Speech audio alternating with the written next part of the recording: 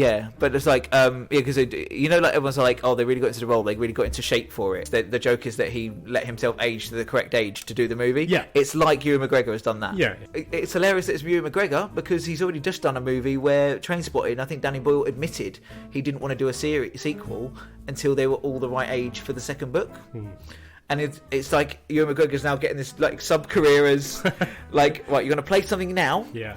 And then in 20 years, when you're the right age to play the next story, that role's yours. You're going to have a job then. Yeah.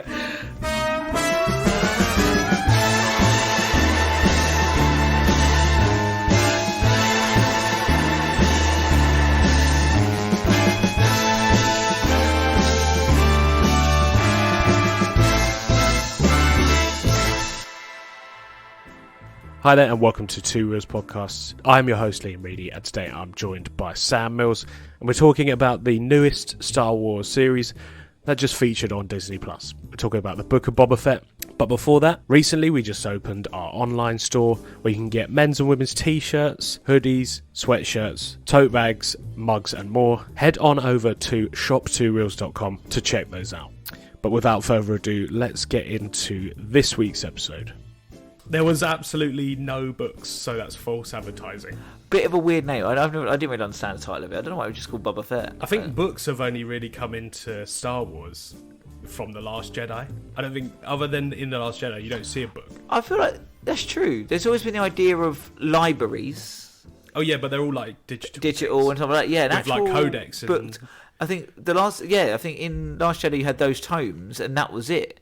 That's like, I've not really enough finding of the games. Anything that makes me think about The Last Jedi instantly goes down by like 2 or 3 points. No, Book of Boba was an interesting, but I suppose it's arguably the concept of it is. Why not?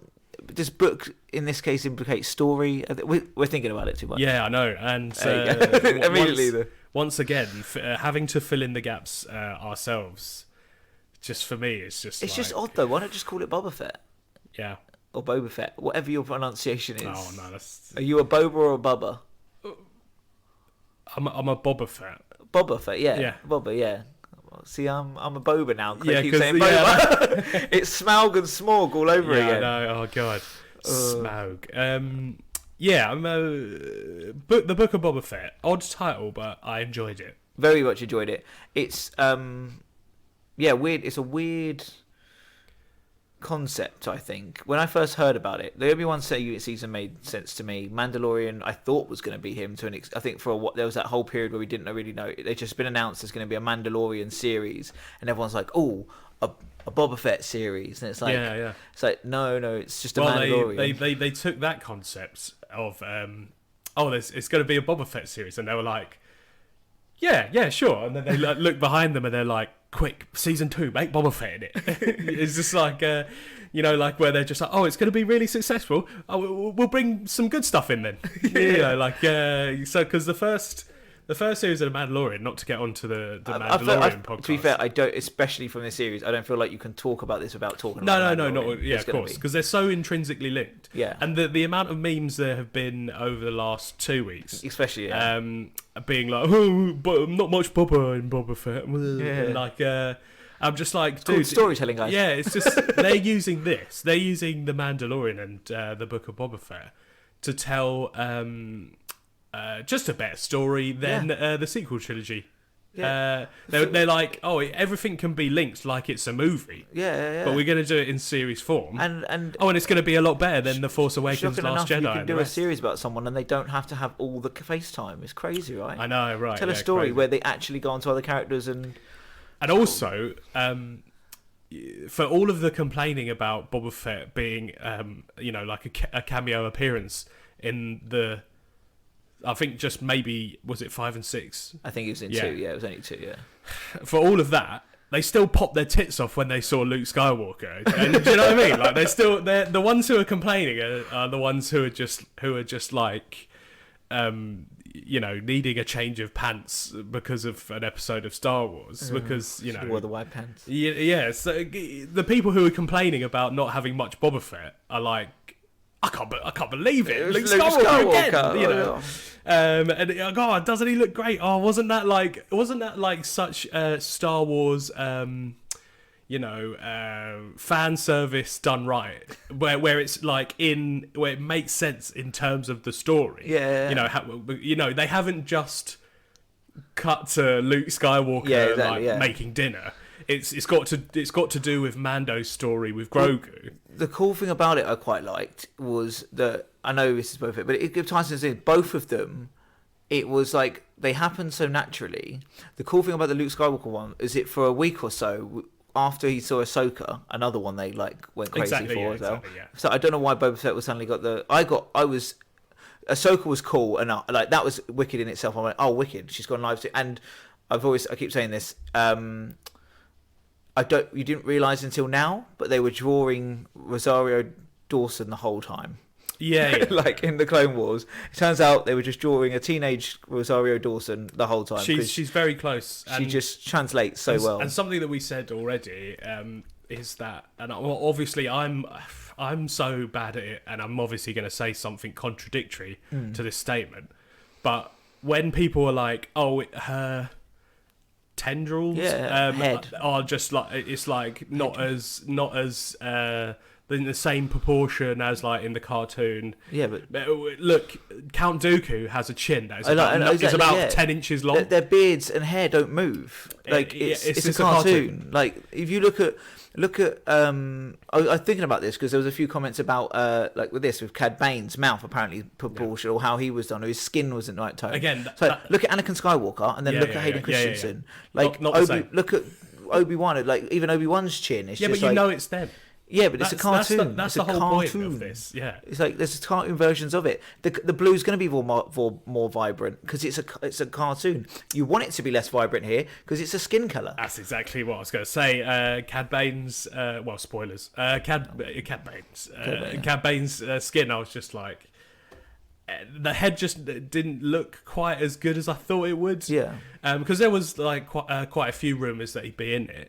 I didn't know that. After the first few episodes, that's when the rumour mill started kicking in that he'd be in it. Oh, okay. And I was just like, it's going to be hard to translate that because he's very much like so entrenched in his character being animated. Yeah. Yeah, they're very much like, oh, we're in an animated format. Here's a good character. And also, aliens in Star Wars, I'm just going to put it out there, in the animation, look so much better. Yes, yeah, absolutely. Always. But in live action, there's so much work that goes into the Trandoshans, like Cad Bane, the Aqualesh, the Pikes. And the Pikes. Yeah. That, like, it's just impressive that there's a series where the majority of the characters that are kind of antagonistic are animated, and you weren't are animatronic or like live action. Yeah, they're not CGI. Yeah. That at no point was I saying, "Oh, this is just like a bit rubbish." Yeah. They all look like creatures. I can imagine having. Because sometimes if you have to have someone who's on screen for such a large amount of time, being those characters, and the Gamorreans as well, the pigs. So there's a lot there that it's like it has to be either CGI, which they've kind of lent away from, which is surprising. I feel like it was definitely tweaked by it. Yeah, but and that's then, what you want to do. Yeah, and then for them to be like, actually, all of these alien characters, we're not going to go down the George Lucas route. We're actually going to go, prequel trilogy. Sorry, I'll say that. Original prequel trilogy route. We're going to go original trilogy route, which is the best way because this is after this. And for it to feel like it's post Return of the Jedi, that's true, you have to make it look like Return of the Jedi. Yeah, that's true. And that's something the Mandalorian and Book of Boba Fett have done quite well. Very well. It feels like Star Wars. Yeah. Except for one point we'll get to. Yeah. We were just talking about. But yeah, so it does continue from the Mandalorian in terms of like style, in terms of feel. It does. You could have that disconnect. Sometimes that can happen between series. Yeah. Where you're just like, oh, this feels like a new series. This feels like different. Yeah, that's whereas it's all just feels completely. It's just because it's fallen under a certain title, that shouldn't limit its storytelling. Yeah. They shouldn't be going, oh, do you know what? Storytelling wise, we want to bring Mando in, but should we just bring him in, or should we show where he's been? Oh no, you can't show where he's been. Why? Because we want to save that for Mandalorian 3. When that, you don't want that. You want like, but I don't know. I feel like in this story it'd be quite cool to tell. And then so they've kind of, instead of going all like sort of a bit more like business point of view, like, oh, we should save that and use it in Mandalorian. They've kind of gone, no, okay, I think it makes sense to tell the story that way. We'll do it that way. And then they've gone with the way the story would go. It's fine, and I think it was good. I think it was a nice episode. I don't think we'll go through each episode. No, I think especially as the whole. What we might do is go the route of what me and Harry have been doing for our Doctor Who episodes. Yeah. I know it's a shorter series, so we won't really get like, oh, there's loads that you really like. We'll just say, oh, kind of like, what's our favourite? Yes, yeah. What do you reckon the like least favourite episode? Yeah. And then like maybe an honourable mention. But as there's only 7 episodes, it can get a little bit like, well, there's only 4 episodes. Yeah, exactly. We're going to agree a lot. But so maybe let's just do like our favourite episode and like our least favourite. We'll talk about the series as a whole. Yeah. But then this is like at the end. Yeah, and then I think so. obviously, as always, we'll give it a out rating. of 5 something. Yeah. I'm not quite sure yet. Yeah. I think I've got an idea of what I'd like to say out of 5. But I've got a couple actually. But we'll get there. Well, that's quite nice about this. It's quite fresh. We've literally just finished watching the finale. So it's quite fresh in the head. So the rating's still kind of like playing around in my head a little bit. So that I did enjoy it overall. I'm loving this Star Wars serial universe. So it's like streaming universe. Yeah, I feel like, I mean, obviously it's part of the same canon, but because because it's not part of the sequel trilogy. Yeah. It's exactly. We're just like, it's just good Star Wars again, isn't it? But it's nice to have more good Star Wars. I feel like they are doing, so if Marvel at the moment are doing very good in their series, and the films have been a bit received, very controversially received. I can't even say the catchphrase. I can't even be like, they're good. No, they're because not. They're not. They're not. They're really not. They're They're not. bad. From us. But then people are really liking them. It's Except for bizarre. Spider-Man. It's a weird time to be in right now. But their series, absolutely brilliant. I can't fault them. But they are coming out a lot. And we've got this, our biggest, that you would have known from our other podcasts, our biggest gripe is everyone's getting a fucking Everyone's series getting now. a series. Star Wars haven't made a film in a while, Yeah. which is quite good. Yeah. Because it's not. Leave it didn't that go gap. great. Leave that gap great, between, Rise of Skywalker. Maybe save it for an event. Maybe that's what Yeah. these are building towards. There's an event. That's brilliant. But they're also not just throwing series after series. I know we've had 2 series of Mandalorian. It wasn't a year gap between them, but it was a fair enough gap. I think it was about a year. Was it about a year overall? Yeah, because I remember, obviously with Did it come Disney out Plus, pre-COVID? with Disney Plus's release, it was October or April. It was Either at the one of beginning. those. Yes, it was. It might have been actually about a year. We've had, because it would have been Mandalorian. Yeah. What series 1? Season 1 was last year, and then Boba Fett this year. They're You mean literally bringing series out series 2. Series two, Sorry, yeah. series 1. So they actually are. So they are doing 1 season a year, which is brilliant. And I even just saw like a funny meme with the whole like when you realise you've got 3. It's like a person crying or something like that. When you realise there's 3 months till the next Star Wars content, I'm like, that's cool. Yeah, I'm okay with that. Yeah, good. Leave a gap. Yeah, I know obviously right. this part we're just like, oh, I want to watch it now, but like. Honestly, the excitement from Star Wars movies, and because obviously, like for our generation, prequels used to be 3 years apart. Yeah. And I feel like that was a good thing because Yeah. it made it more of an event. Yeah. Obviously, with Disney at the helm, they're never going to wait that long. No.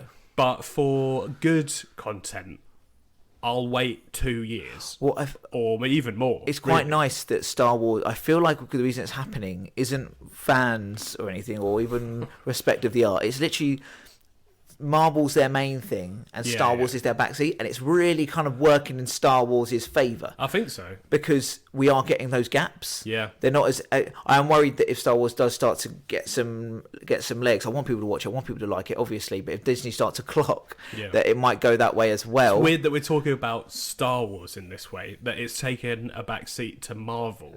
But is now the better. But I'm also alright. No, but it's with also it. weird that No, we're talking about Star mate. Wars. Star Wars was always better than the MCU. Let's just get that out of the way. That's very true. Yeah, So- like Star Wars. Yes, yeah. You know, But it is weird that we're like, oh, Disney are not really releasing a shit ton all at once, all in 1 year. Yeah. Like with the MCU series, we had 4 last year. Yeah, And we talked about it in the podcast. They only you should listen to started it. last year, and we've had 4. Oh already. yeah. These series started before, and we're still on 3. Yeah. So in 2 years we had 3 for Star Wars. 3 years. In 3 So, years like, we had once, 3 yeah. series for Star Wars. For Marvel, we've had 4 in less than a year. Yeah. I'm okay with it. It's okay with what's come out so far. I feel like we'll get another Mandalorian series at the end of this year. I hope so. I'm looking at Kinda like hope so. October or December. I hope, yeah, because it would be nice. To be honest, 3-month gaps is quite nice. To be fair, that'll be a year from the start of this series, though. So- It's December this started. Yeah, because it started, but it's just that's fine. It's even 3 a year of series, short 6-episode series like this, 3 a year. That's fine. That'd be absolutely fine as well. I think Marvel have done that to an extent for the problem is we'll see how it's spread out. It's just already. It's like Marvel are like, oh, you're worried this year we're going to get like 5 just because of what's planned. Yeah. And just to fit it in, you're like, I feel like we're going to get 5. Whereas Star Wars, it's like, okay, Mandalorian, Obi-Wan's the next one, isn't it? Yes, apparently May the 4th is the start. Oh, that would be wonderful. About time we had We something are like that also again. getting the Andor series. That's- Cassian Andor. That is this year. Is that this year? The reason So being maybe is that Mandalorian next year they're already starting pre-production for the second series. Oh, wow. So okay. They've got good hopes in it already. which was let out by one of the Skarsgårds. I keep forgetting which one. The one who's in Dune. Is it Stellan Skarsgård? The dad. No, that's Oscar Isaac. No. Who's Poe In Dameron? Dune, The massive guy. The Skarsgård's dad. Oh yeah. Yeah, So it's their actual in real life yeah. dad. Sorry, yeah, him. Yeah. What's his Yeah, face? Professor. no, the Baron. Sorry. From Yeah, Dune. in MCU. He's, Yeah, Professor Von 4. That's it. Yeah. Yeah. Professor Mystical Sky. What is his you know. name?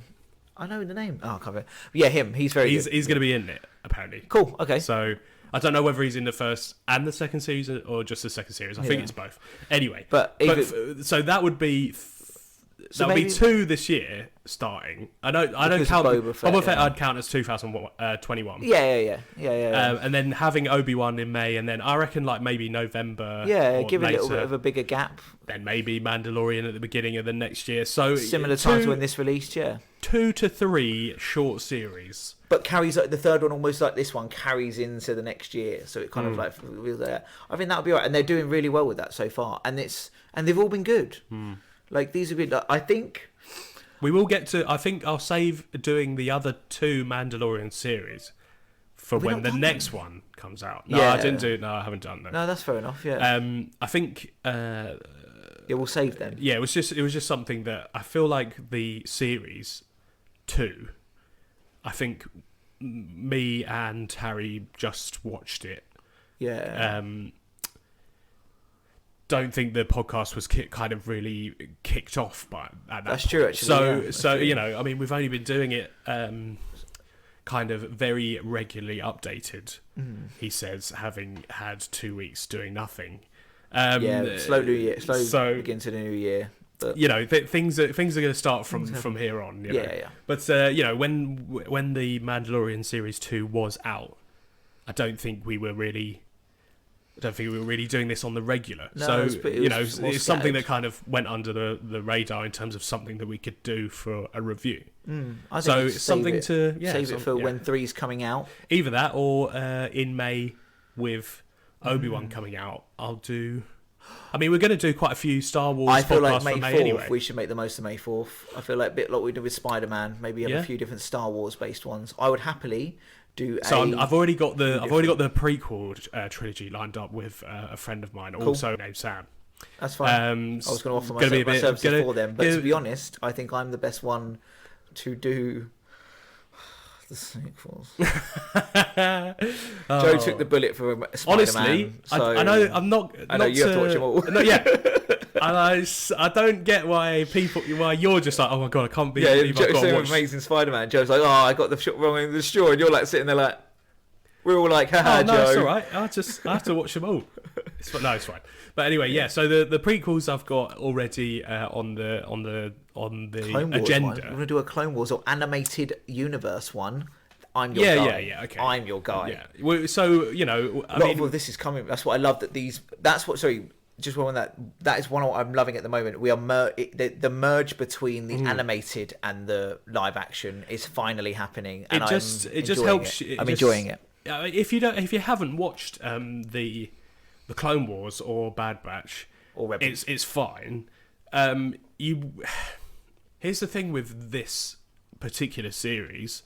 It helps if you have a lot, but you don't really lose a lot if you haven't. It helps with more fan service. Yeah. It helps with your fan service reaction as your reaction as a fan. I don't think knowing who Ahsoka is deeply affects the story of this.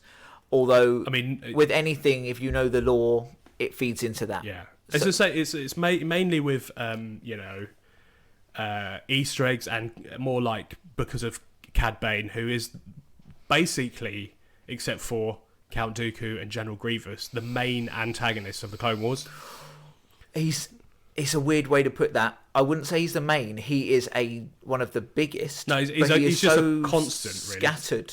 Yeah. There's no there's no overall threat with him. It's just he's the threat in that scenario. But once he's gone, there's no shit. We need to know what Cad Bane's doing. That's what I mean. They're the main as if they've got the overall. They're the thing they're fighting the whole story. Yeah, fair enough. Cad Bane is more a thing they bring in. Yeah, he's your big monster. Yeah. Something like that. So I get he is definitely one of the main antagonists. But it's a weird dynamic to it because he's a bounty hunter. He doesn't really concern himself with what's exactly. Going on, He's this. If he's in this episode, you're like, oh shit. But once he's gone, he's gone. And that reaction kind of translated into this with his appearance because they did such a good introduction of the character that I feel like it softened the blow if you didn't know who he was prior. Yeah. So it was like they gave this really good intense scene. Yeah. To be like, if you don't know who it is, we're going to give you this really intense scene and you're just going to get it. You know, when you go to see a film and it's the first one in that line, or maybe it's the first time you saw Davy Jones, that sort of thing like that. You have no pre-existing concept of them or anything like that, or Barbossa, or anything like that, or these famous villains. I keep going Dragon from Pirates of Wind. Darth Vader, what is it like? The first time you've seen, there's no pre-existing expectation or knowledge of them. But you leave the scene kind of like, that was a cool fucking character. Yeah. They did that with Cad Bane in this. They did, yeah. Yeah. And it just helps. And, by the end of the series, enough has been explained that it's quite personal between them and the titular character. Very well done. In a short amount of time, they managed to cover their history. And also, I'm a bit, spoilers, a bit disappointed they did kill him. Yeah. I mean, for Boba Fett to kind of story get his arc, I guess he had to. It's basically that trope of you have to kill your past. You know, absolutely that. Yeah, to become a new person. Exactly. And I mean, it's the Star Wars way to do it like that. Oh, they love doing it. It was Ben Solo's entire story arc. Yeah. Just to find out that no, you don't. Yeah, but with Boba Fett, it's actually like no, you kind of do. Yeah. And no, that was So it was well. He was introduced well, and I feel like as well, it's quite as much as it's the part of you wants to see more of Cad Bane. Obviously, you want to see more of him because he's such an intriguing and great character. But the thing is, we can because the way they're doing these series, they jump around so much now. Yeah. Clone Wars is coming back. There's going to be another Clone Wars series. I don't think so. I think there's another Clone Wars series. There's going to be a Bad Batch series, but I've heard there's another Clone Wars series. No, that was the final series. Because it leads right up to Revenge of the Sith. But the whole nature of the Clone Wars series is it's not in order. Yeah, I know, but that they literally was the final series. Okay, fine. Guaranteed. Well, even things like Bad Batch on the promotional material, yeah, for the Disney one that were released on Disney Plus, yeah, it was the final series. Okay, I heard a rumor it was coming back. It doesn't matter. Either way, the way they scatter and jump across the universe. You probably will see him again at some point. See him again. You know. But another thing that they've got a nice little way of doing that. Marvel's thing now is made in that pitch meeting thing is that death isn't really the end. Yeah. it might in those scenes we still feeling the death. May died, we feel bad for that. Tony died. Natasha scenes, they're hard to watch, like that kind of thing. But it's also a bit like in the back of your head, like, but are they? Yeah, I know. Yeah. Star Wars, it's a bit different because the death is a death scene. They died, but it might not be the last time you see that character. Yeah, yeah. And it's a nice. I think I like that. I like that because that scene still has its meaning, has its impact. And if someone dies, they died in that season. But then we'll show you. We'll jump to this storyline and look because they would have still been alive now. That would be quite cool. It's it's good, and also it's good at advertising for other series because Cad Bane is in Bad Batch. Yeah, he'll be in the second one. So if people have only really just watched the live action stuff, which is totally fine, because there's a lot of Star Wars out there, can totally understand if you've only watched Mandalorian. It's a tough catch up. Season 1, 2, and Book of Boba Fett. Like I'm envious, but then they will just say it's like, well, he's an antagonist in a Bad Batch season 1, and he'll be in season 2. And if you want to know more about like how he got to this point, I'm sure that stuff will be out there within the next few years. Could potentially be in the Andor series. Could possibly be. I wouldn't be surprised if there was, not. I don't think it would be as. And he is the kind of character you can just bounty hunter. Yeah, exactly. Yeah. Oh, into get me the best bounty hunter. Into inserting him from post Clone Wars, pre Mandalorian, and Book of Boba Fett. It's really easy to put him in there because he's still so prominent in the Clone Wars that that's just after it. So would be easy to pick him up and put him in. Well, they've now established that he was right to his end being hired. Yeah. So he could literally appear anytime. But I like that. He's dead now though. We've seen his death scene and that's strong. Same with there's a few different things where like we've seen the death scene, but it's like, that's not the end you're going to see of the character. I like that. It's like it's literally having your cake and eating it. It is, yeah. Whereas Marvel's is a bit more like, well, just go back in time. That's the problem with the back in time or the fix the death sort of thing.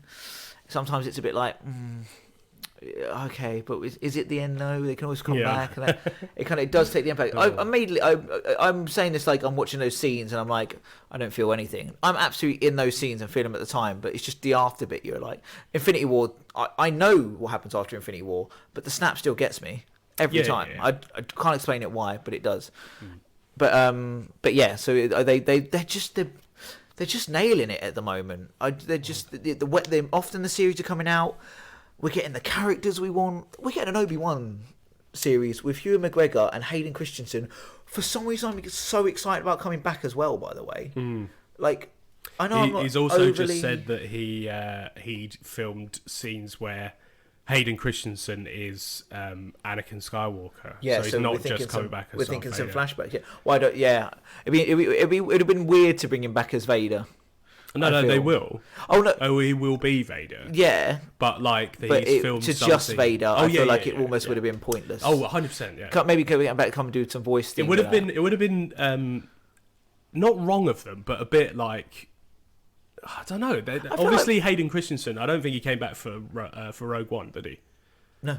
So they could have just done that again. There was a guy playing Vader now. There's a new guy. There's a new bodybuilder, I think. Oh, okay. Much like the original guy, because he's obviously got to be this huge. He's going to be taller than Hayden because even like Vader is not supposed to be the same body shape or size as Anakin. Doesn't even have the same diction in his voice. No. That was what was really weird. Hayden Christensen never did the diction in his voice. You're kind of like, that's a bit weird. Yeah, but it comes through a modulator. It's fine. That's fine. Yeah. Anyway, with the Obi-Wan series, it's like they could have not had him and just been like, yeah, Vader's going to be in it, but not Anakin. Sorry. Yeah. But I'm kind of looking forward to it. I hope he's kind of watched Clone Wars and taken some notes. But yeah. But he's an old. To be honest, though, he's an older guy now. He's probably a bit more. His acting's going to be a little. Just I don't know if he was a bad actor or it was just the role. I mean, yeah. Hayden Christensen isn't a great actor. Not that great? Okay. I've seen him in other things, and I mean other things other than Jumper. I've only seen Jumper. And it doesn't really get too much better. But he's still going to be happy to see him as Anakin Skywalker. Yes, so. there's something about it. And honestly, this this Obi-Wan series, I mean, it's been talked about for so long. Yeah, it's prior to the invention of Disney Plus. Yeah. So, you know, I think as soon as Star Wars series were a thing. Boba Fett was like knocked around before Disney took over. Yeah. So, you know, it was literally just George Lucas was only really waiting for technology to get to a certain point where it was just cheaper than to make the move make the movie. Do you know what I mean? Yeah. So you know, it got to the point where for Mandalorian and Book of Boba Fett, you've got this like this set. I can't remember what it's called. Where it's just like it's all LEDs around. Yeah. All LED screens. Or just it's like, you know, I can't remember what the actual technology is called, but he was just waiting for that technology to come along to make it. If you want to unfortunately, see it, he just didn't hold if you out. Want to see it, it's in the making of the first Mandalorian series on Disney the Plus. Star Wars gallery. Okay, he really goes into it there. It's cool. It's brilliant. Favreau uses it so well as well. So that technology, George Lucas was waiting for something like that. He obviously didn't know about that, but he was waiting for something like that so that making a TV show could be profitable. Yeah. You know what I mean? Even though it's Star Wars and you're like, absolutely, it's fucking... he can put the funding he wants to. Yeah. And even the people's attitudes to TV shows and streaming and stuff to catch up. And then because when he was first talking about it, there definitely wasn't like Netflix. No, we're talking like 2007. A Star Wars TV series would have been like a CW kind of like budget. God, I fucking hope not. God. I like if I was living in the universe, I like the CW, but whatever. If I was living in the universe where Star Wars was on the CW, I'd make it my mission to take it down, to try and break through the barriers of time and space, so I didn't have to live in that universe anymore.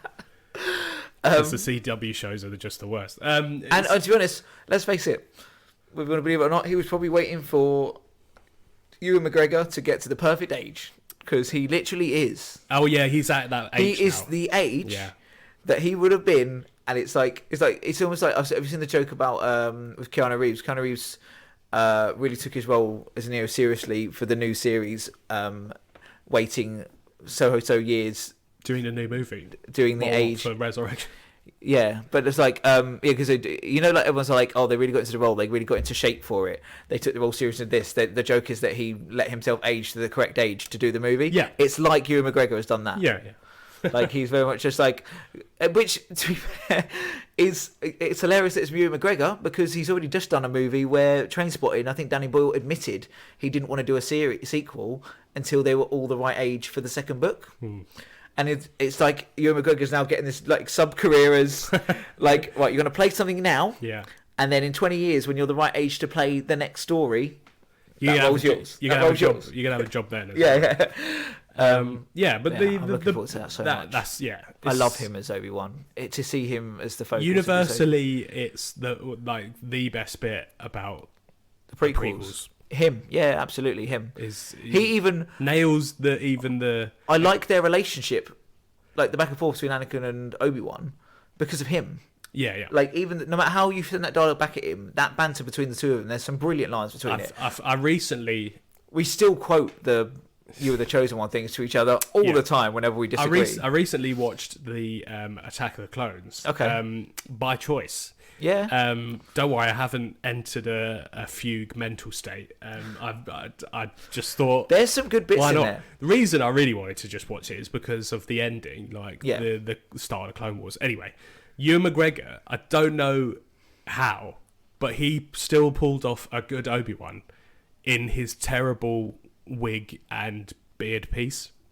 I don't care if it was. I don't really care if it was real or not. But just the style of that hair and that beard is just fucking awful. Yeah. And literally what I'm rocking at the moment. But okay, whatever. No, it's not. It's not. No, I get it. Yeah. It's like it's Jesus. It's white Jesus. And honestly, you can't take it seriously. But yet he still works it, and he's good in episode 1 as the Padawan, and then such a sub role. You don't realise, but he's such a sub role. But every he scene disappears delivers. for 20 minutes of the film. They just put him on the ship. Yeah, literally, he's on the ship. You're not in this bit of it, but he's so prominent to the ending. Yeah, and that's one of his main like as a character, one of his most important points when he's against Maul. Yeah. And obviously with 3, I mean, his best bit about it. Yeah, he's incredible. He's absolutely incredible. So I'm looking forward to him. Like, I was wondering if they were going to tease a bit of him in this with him being on Tatooine, but they didn't. I was like, fair enough. At some point over the next year, we will have to leave Tatooine, though. Oh no, how they wouldn't have been able to do it in this? No, I know. I mean, like as viewers of the series, yeah, like, I'm a little bit like Tatooined out. There's a lot of other, and you know this from the Clone Wars. There's a lot of other planets out there in the galaxy. Yeah, it's Star Wars. It doesn't all have to happen on Tatooine. I get it. Like the Hutts aren't even from Tatooine. No, we could do the Hutt thing. They're all over the galaxy. You want to do a Jabba-based sort of gangster city-run thing from a familiar point of view? Those Hutts are everywhere. Yeah, honestly, they're the worst thing. They are probably the worst in the Empire. They're more consistent. Empires come and go in Star Wars. The Hutts are always there. They're in the Old Republic. Yeah, they're always bad. Yeah, always in the old. They're running the Old Republic. They're always bit of a waste. Bit of a waste to have the twins in this series. Nothing happened in the end. I feel like though, again, another thing and I put my faith in it a little bit. This isn't a guest thing. This isn't a guest thing. I think this is a storytelling thing. There's a few things they've done in this, and I think it's just there to go look. We don't want this to be the first time we introduce it.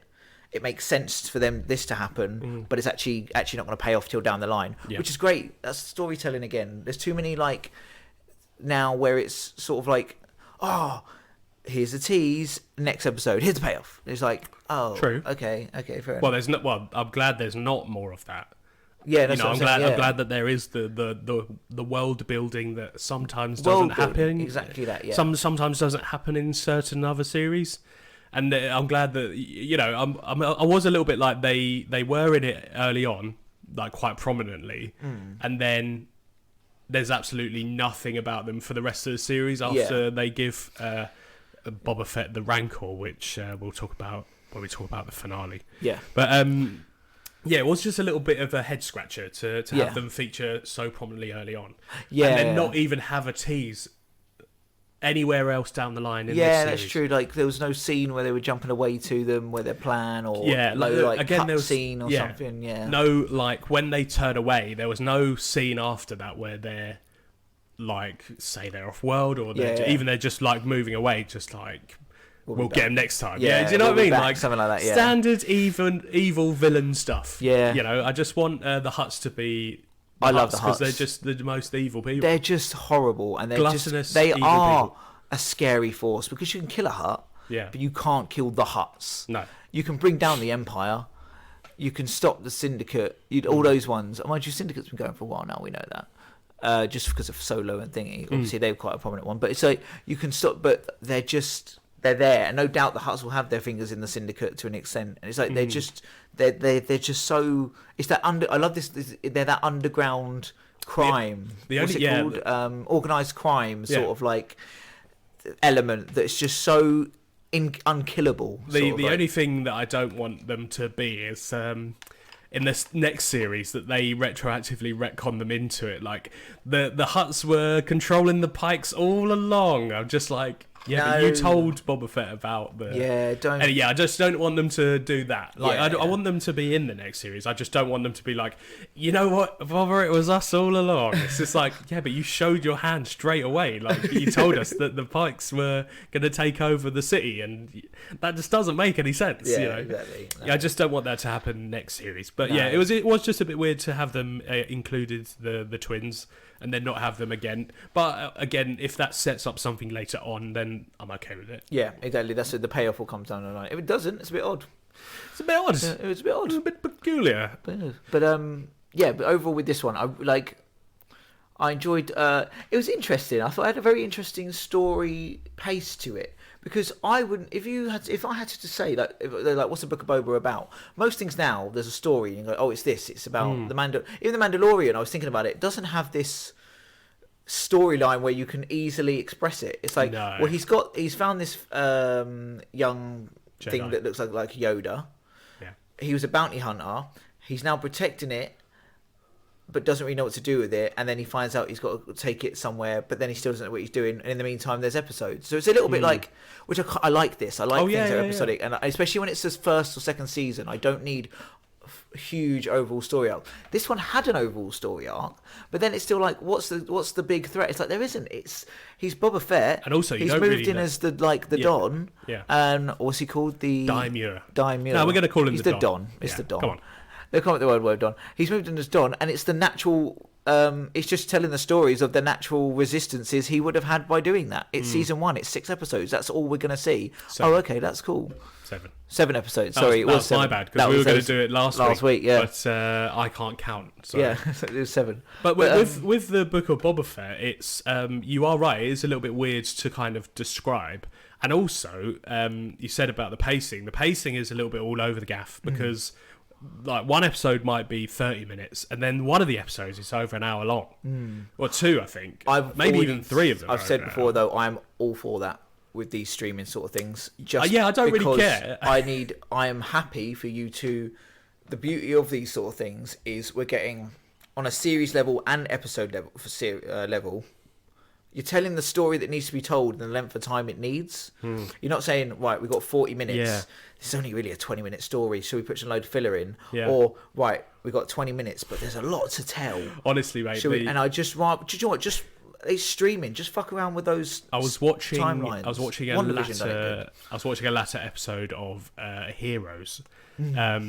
And honestly, they were one of the worst for it after series 1, because I think series 1 of Heroes is like one of the best TV series of all time. Yeah. But after that, 2, 3, and 4, there's definitely episodes like you said where it's 20 minutes stretched to 40, but the beauty of Star Wars is you can't put a shitload of product placement in there. Yeah. Whereas this one would be like, it's a 20-minute episode that's stretched to 44 minutes with like Pepsi, Nissan, loads of other product placements in it, and I'm just like battered over the head with it. Like the amount of times they say Nissan Versa in that first series, I'm just like, I think the count is maybe like nearer 50 than it should be.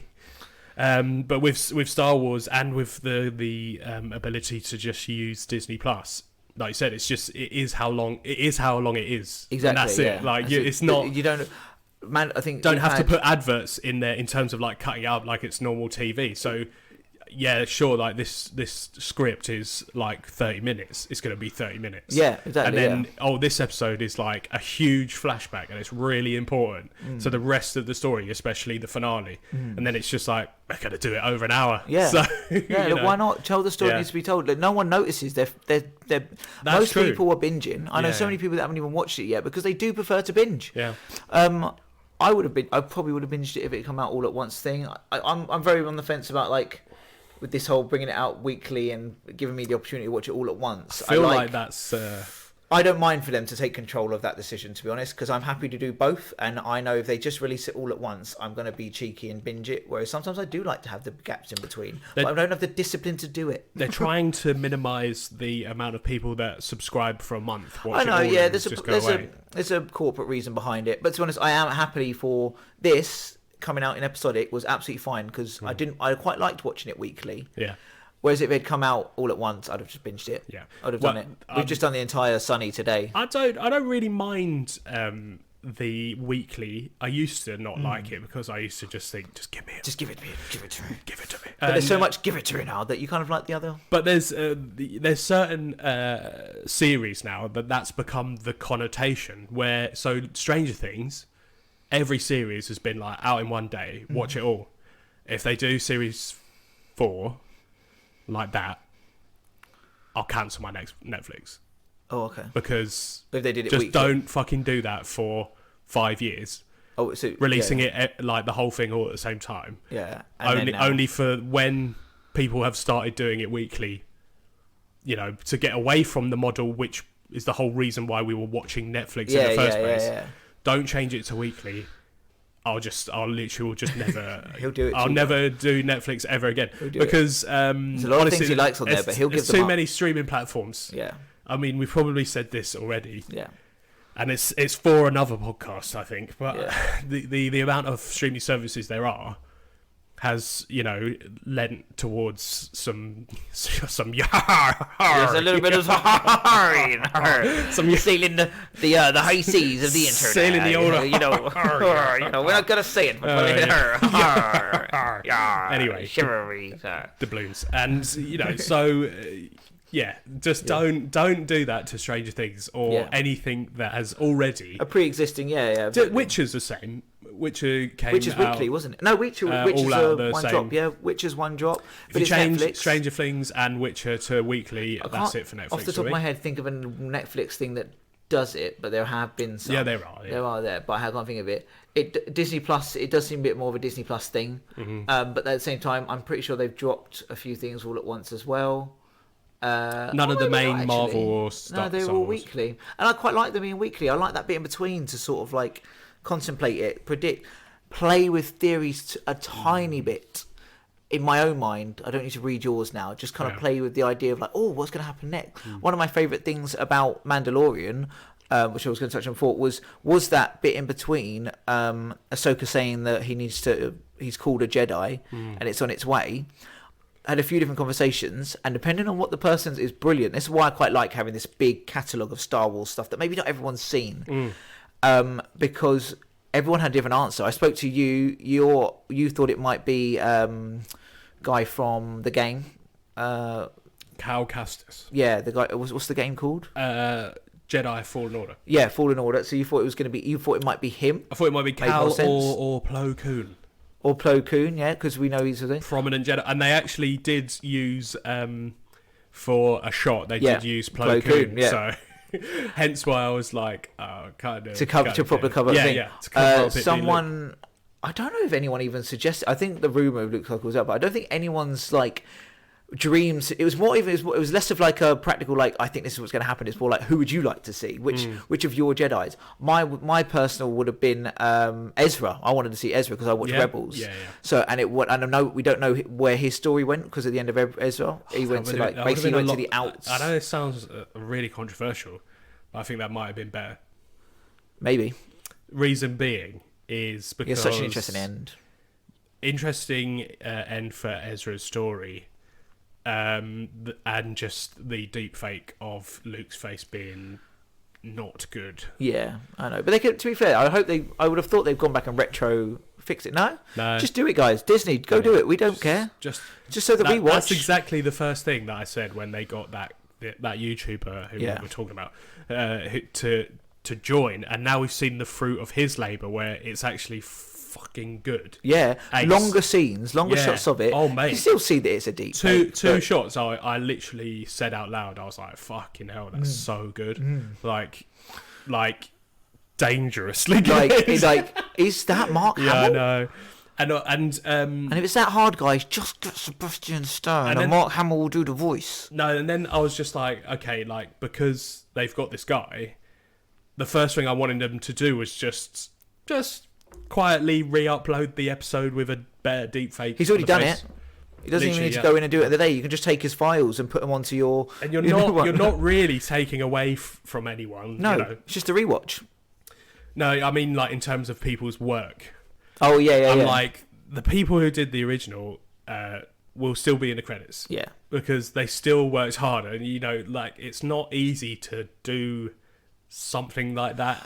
I've seen it on, like there's a few other YouTubers who do like special effects, and like do like special effects reactions. And you stuff. said someone's already done a Cad Bane, and honestly, the amount of work it takes a team of people, and they've only got like maybe like 5 or 6 people, and the like computing power to do it, and like what actually goes into like a deep fake is actually like tremendously technical. Yeah. So I don't want to take away too much from the people who did it initially. Just kind of want it to match up to how it looks now. Yeah, exactly. I mean? Come on, just sort of on the rewatch. I just want the continuity of it looking. Yeah, good. you've even gone back and retro fixed Star Wars things famously. Yes, well, in the worst way. Yeah, but I mean, it's done. Yeah. So just go back, fix it a little bit. It's a tweak. People won't even notice. All it'll be is they'll watch it and go, "I don't remember it being this good." Yeah, and that's all they'll. Yeah. Well, and you can put the guy's credits at the end. But it's still there. Anyway. He won't care. He gets his thing. But yeah. So that was this. I'm saying with the weekly thing. I like this having this weekly gap thing because I spoke to Sam. He was thinking. Who was his one? Mace Windu. That was a popular one, I think. Oh, that's insane though. He's dead. He is so dead. Or is he? Oh my god, he was electrified by the most powerful being in the universe and then shot out a window. He's dead. He's not dead. He's going to be in the second series of Boba Do you Fett. think so? I'll bet you a tenner. Okay, you heard it here, folks. Yeah, I mean, literally, £10. I've got a record. £10 on record. I'm that confident that I put it on the podcast. Mace Windu isn't dead for some bizarre reason. Yeah. Oh, mind you. Anything to get Samuel back in Star Wars. And he's on their Disney's payroll. I mean, yeah. I mean, it's different, but yeah. Is it though? Yes. They're all appearing in each other's things. It's fine. But yeah, no, but yeah. So like, yeah, I think Mace Windu. I can't remember who Sam. Maybe Sam said Ezra. But yeah, there was a lot of lot of speculation, and then it being Luke was great. Oh, it was a great payoff sort of thing. It was a great. I've seen that scene. There's a brilliant clip of that scene where they show his scene and Darth Vader's scene from Rogue One playing next to each other. And it's some very similar beats. Yeah, it's like very different movements of it, but yeah, it's very cool how it moves through and stuff like that. It's a brilliant scene. And I'd say his role in this was good. I like the cutaway, and we saw a bit of Grogu and Luke, and Grogu made the right decision in the end. Yeah. I mean, we've said this before as well. That choice scene. Fuck the Jedi, man. Sorry, I was waiting for this bit. Like, we were this far into it. I'm off. You don't even need to be here for the next 3 minutes. Honestly, I think I messaged you, fuck the Jedi, didn't I? Was it like, honest, that bit where they're sitting there and he's gone there, he's made the right decision and stepped away. Ahsoka kind of talked about it. You can't see it, we should have him. Yeah, that was heartbreaking, and it was like, I love that scene actually. It was very, very kind of like, it's weird seeing the Mandalorian in this light this season, in this series. They've made him very vulnerable in general. Like, even before he went to Grogu and stuff like that, they were making him very vulnerable. Yeah, it was an interesting exploration of the character. It's basically showing his growth. There's been growth as a character, over the last 2 seasons, like from what he is and everything. It's been 2 series with him. Yeah, now, he's obviously broken. He's a bit more sentimental now, that sort of thing. But yeah, he gives the armor. I said to you, I was convinced once she gave the armor to Luke, it's like he was going to throw it in the river, and I was fuming. I was like, he better not throw this in the river. If he dares throw it out, and then he gives him the armor. And he's like, your friend the Mandalorian brought his armor. I'm like, yeah, good, Luke. Okay, cool. He's gonna let him be this Jedi, but in some Mandalorian armor. That's a cool thing. That makes sense. I placed it to the side. I went, what the fuck's he doing? And it's like, I'm gonna give you a choice. So I was like, fuck's sake. You're gonna offer him a lightsaber, aren't you? You've just seen you play with a lightsaber. He's intrigued by it. You're gonna offer him an armor or this big, amazing, lightning sword. And they do the way he does it. He's like, you can have this armor. Doesn't really. Yeah, that's it. Yeah. I mean, he could have done it. This armor's not just armor; it's pretty fucking sick. And Luke knew what it was. He could have given it a description. Yeah, he could have. It was what's it called? Yeah, best. Yeah, he could have given it a description. It's the spear. Yeah. Part of the spear's been melted down. But it's like, yeah, it was like, that's fine, that's cool. Like, as you could have given it a description. But he's like, there's this armor, or I'm going to give you a choice. Pulls out this like elaborate box. Yep. Opens it, pulls it out. You can have this really cool light sword, which is basically what he might as well have done. He didn't do that, but he might as well have done it. Like, this really cool light sword that I know I've seen you like. Yeah. That's definitely too big for you. And he was like, you have to make a choice. I'm like, fuck these Jedis with choices, man. They just create conflict. That's all they do, the Jedi. They're just as bad as the Sith. That scene, I know it's from that movie, but honestly, that scene where they burn it all to the ground, Yoda and Luke, I love that scene. I'm all for it. I've been waiting for that for years. For them two, of all people, to finally go, do you know what? What the fuck? So arrogant. It's like, yes, you were. You were telling people how to use something. Whether you want to tell them it's good or not, you're giving people rules, and then you tell them how to live if they want to be the right thing. It's like, no, I'm sorry, that ain't right. That ain't right. So whilst we were... Yeah, fuck the Jedi. Whilst we've been recorded, it's actually been officially announced that the Obi-Wan series is out on the 25th of May, which is 45 years exactly since the first release of the initial Star Wars. So the May the 4th thing is just because it's the same month, and it sounds like May the 4th. Yeah, that's it. Well, they do a lot of things for May the 4th. Oh, it's over the years. It's absolutely grown into something. Yeah. But the actual May 24th is actually when the original one came out. 25th. Yeah. That's cool. I like that. May's very much a Star Wars thing. Yeah. So I feel like we definitely take advantage of that. We're doing lots of Star Wars content coming in May. Yeah. I mean, we'll do quite a bit. I don't want to waste. I don't want to use. I don't want to use it all up. I don't want to do every single trilogy and then The Mandalorian and then Clone Wars and then because we'll have nothing for 2023's month. You say that. I challenge you to use up all of the Star Wars content that's out there. There's a lot. It's not gonna happen. I've got a life. I need to, I need to, eat and sleep at some point as well. So, but yeah, we're doing loads of Star Wars stuff, and 25th, so a couple of weeks later, I'm sure we'll be doing a podcast on that. But yeah, I do agree with like the Luke in this, right? What they are doing is they are showing what the mistakes that Luke made to get to the point prior to The Force Awakens.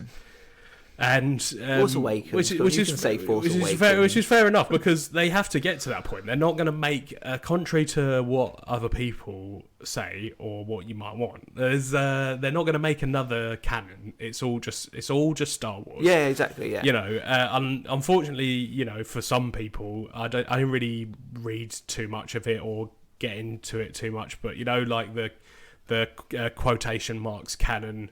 Or prior to Disney, which is now like Legends, I guess is what they call it. A lot of it's starting to pop up again, though. Well, they're just retooling it for... And I know they retooled some of the stuff badly for the sequel trilogy. Mainly just the younger characters and not having Luke and Han and Leia all in the same room. Yeah. So they're not gonna make a new canon. So you have to... you have to see Luke's story from, Return of the Jedi to The Force Awakens because you didn't see it in the movies. Telling it secondhand as a secondary story, I think that's quite a cool way to tell it. I think I'm not saying down the line we're not going to see a Luke Skywalker series. Might be easier to do it secondhand because of the way he has to appear. Literally because he has to be like... what you have to be questioning why he's making those decisions so that you get the Luke Skywalker that comes out the other end. We don't want to see him as the hero and understand it. We also just the way he appears. You're still always going to get that feeling when you see Luke Skywalker. It's Luke Skywalker, especially if it's post Return of the Jedi, pre The Last Jedi. So you're always going to be like, oh, it's the Luke that could have been, You're always going to feel that way. So, you know. It's, in some ways, it's kind of cool. It's going to be another version of Anakin. Yeah. We're watching this character that we love and is brilliant. The fall of them. And their eventual the fall of this character. I wouldn't say it's as like dramatic. No, and it's nowhere much as a flip. No, but I do mean we know where he ends up. He's just going to make some bad decisions, and we're going to see it retroactively. He's going to be trying his best, but he's going to fail. And it's going to ultimately fail. You'll see get his points of view a little bit. I imagine they'll cover the years. Just it is going to be from I think like a secondary point, which I'm quite happy to do. I feel like his decision to send Grogu back to Tatooine alone is also a very, very telling moment. I know why they did it. Is because they were like, I don't think we've got the money to do it all again. Yeah. But do you know what I mean? But there's a storytelling aspect to it. Yeah, but they were just like, let's get into the story. R2 was with him. But I know what you mean, yeah. Because he was rejected, he sent Grogu away alone. Yeah, with R2, but R2's a droid. There's a rejected aspect to it. I feel like there is a rejected aspect that was the one bit where I was like, when I first saw it, I was like, oh, X-Wing. I was like, oh, we're going to see Luke again. Just quickly, and then as soon as we didn't see, like, we couldn't see him with, like, a helmet on or something, I was like, he sent him alone back to Mando because he's a sore loser about it.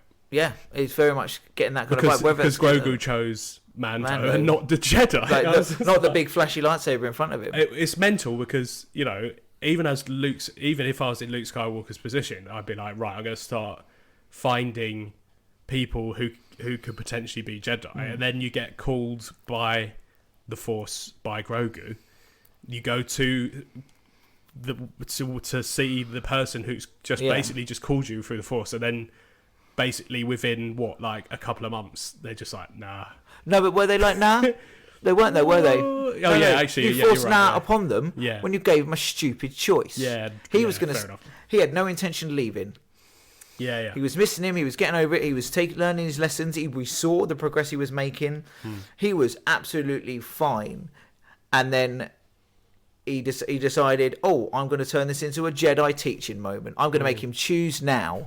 He is nowhere near in depth enough he's not even a Padawan at this point. You have just helped him remember what he already knows. That's what you've already made that thing. There's no dedication or oath at this point. He is just a kid that is learning the stuff you can teach them, and you're making him choose between this literally his dad and his teacher at that point.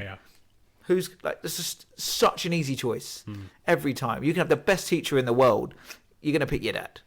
But it was obviously again, it was just something that when it happened, I was like, Luke, he's making bad decisions. Yeah. So his first bad decision was literally making him make that choice, and then to send him back there. I never thought about that. It's very much almost like a rejected state. And so it was good to see Luke Skywalker in this not Luke Skywalker series, and it was such a cool way to see him watching. It was such a homage to. Well, it had very much the same beats as Dagobah. Is it Dagobah? Yeah. I always get the plans mixed up. He's still just the running and the flipping. But when we'll go for what, and he saw the running, I was like, this is amazing. It's the fan service that's done right, and these series, Mando and Book of Boba Fett, have been good at it. Also, until now, unless you're the comic books and the old comic book lore readers, no one's really seen Jedi Knight Luke. No. We know Luke, and we know in Return of the Jedi, he comes and he sort of tells you he's in a Jedi Knight. He's not as bumbly anymore. He's very much sure of himself. There is that aspect to it, but it's still very much he's still not Jedi Knight Luke Skywalker or Jedi Master Luke Skywalker. So we finally are now getting to see Jedi Master or Jedi Luke Skywalker, which is he's supposed to be one of the best there was, and we don't even think of him as a master. Yeah. It's bizarre, but so now we're getting to see that. It's good to see that. It's good to see both. Like you do have to transition him into the next iteration of Luke Skywalker, but seeing him and seeing what he can do, it's been hard because obviously in 1983 there is no way that George Lucas was like, there's going to be a TV series in between this and whatever comes next. So he was just like, we'll show Luke how he gets to that point, but then he didn't really have I don't really think he had a plan for it after that. No. So it is a bit weird that he hasn't changed his clothes. Was a Jedi? They never. It's the same. It's just I imagine he's got a few sets of robes. No, I thought it was weird that Rey didn't change her clothes in the whole of 3 movies, but she did. She got 3 different things. Actually, technically, they were just like different variations of the same thing. That's not how it. Look with again. I know. In A New Hope, you might be like, well, Luke didn't change in that movie. It's like, but because that all takes place in I don't know, a few days. Where he's taken from his home to the Death Star, and then he changes into his pilot gear and then gets a medal. But Jedi, if you see all the way through the prequels and stuff like that, and they're always wearing the same colours. Prequels is fine, but I'm like, he's transitioned from that, and also what he was wearing in Return of the Jedi was just because he was he only wore black to say I might be tempted to the dark side. Oh yeah, I know he's kept the black robes. So it's he's just kept the black robes. But it's the significant black. It's the Luke Skywalker black robes. His dad wore black. So I don't know. I'm all for it. Pedantic, but It's pedantic. I'm just like, oh well. But I get it. Like it's a bit of like, I assume he's just washing them and then putting them back on. I was just throwing that out there because I was just like, bit awkward, isn't it? It's just, like, you might be getting a bit stinky, eh? You're not on a cold planet now. The immersive player in me has always had, though, that kind of like in a cartoon series and that, and it's supposed to be like a bit more grounded and that, and they're wearing the same clothes. I'm like, you wouldn't wear the same clothes. Didn't just change it up once. Didn't want to change it up just once. Like, or at least explain why you're wearing the same clothes.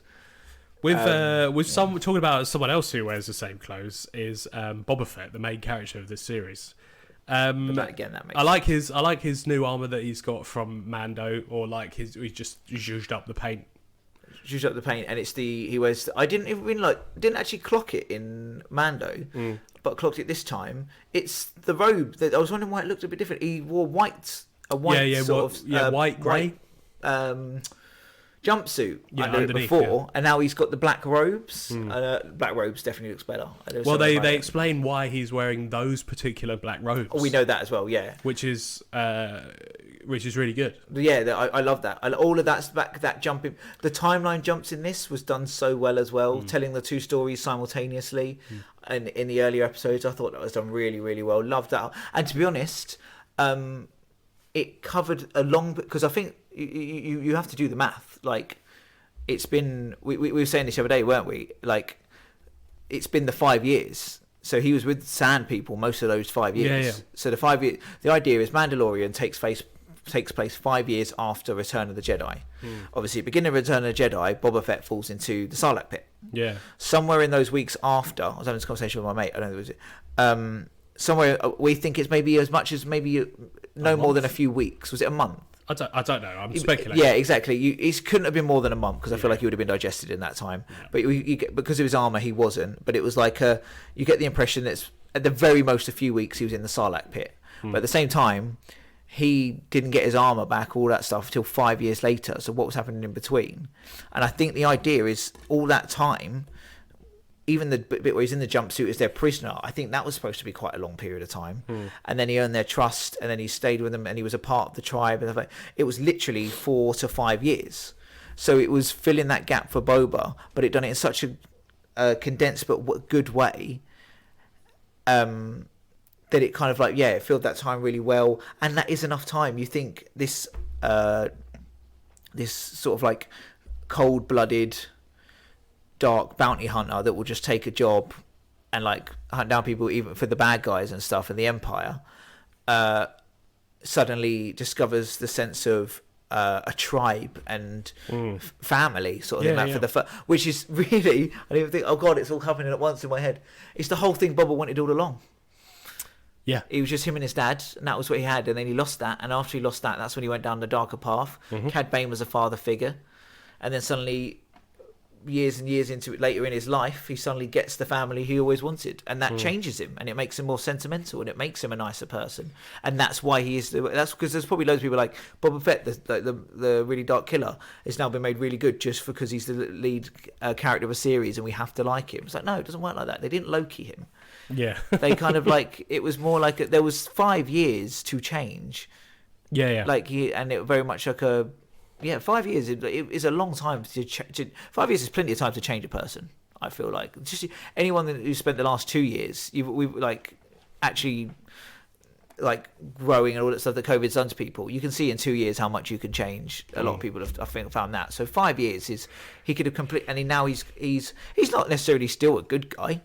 He's still going to kill you if he needs to. Yeah. I mean, we saw that with in the finale, like we mentioned when we were actually watching it, it's like Fennec Shan killed an elected official, a corrupt elected official. But an elected official just like, because he's like siding with the bad guys, like, and I'm just like, still murder. Still, they'll go kill people. They'll no problem. The other people were shooting at you. Yeah. And had guns. Yeah. And this guy was just a politician. That was absolute. She was not a bounty hunter in that moment. She was an assassin. She was very much an assassin. And Boba Fett would have done exactly the same. Yeah. So people, still cold-blooded killers. People who think that they have a code now. Boba Fett has gone a bit soft in this series it's a little bit like, I don't know if you paid too much attention. No, it's more his moral compass has shifted. Yeah.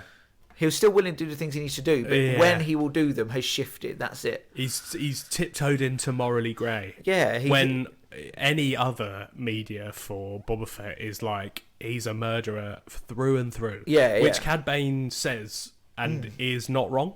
No, he's not wrong. So, but in that, the idea is that in the last 5 years, it's changed him. He wants to look after people. He doesn't want to kill people anymore. He wants to take care of people. Yeah. But it will take out the other people who are doing the bad things. He will take care of people in the way he thinks is best. Yeah. And that might be to other heroes. It's a bit morally grey, but he's gone from killing people for money to still and he wants a sense of title and also I don't respect think and purpose out of it. He's not just doing it as a vigilante. He wants to be like respected and adored, that kind of thing. He was happy to receive the tribute from all these different things and stuff. Yeah.